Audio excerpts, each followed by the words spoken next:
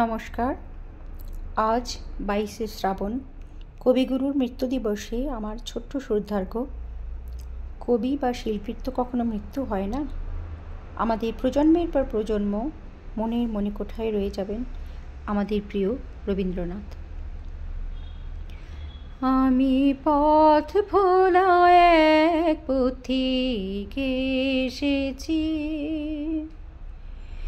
সন্ধ্যা বেলার চামেলি গো, সকাল বেলার মল্লিকা, আমায় চেনো কি?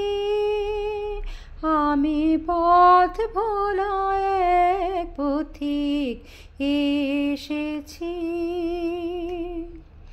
চিনি তোমায় চিনি নবেন পান্থ, বনে বনে ওরে তোমার রঙিন বসন প্রান্ত, ফাগুন প্রাতের ওতলা গো, চৈত্র রাতের উদাসী, তোমার পথে আমরা ভেসেছি।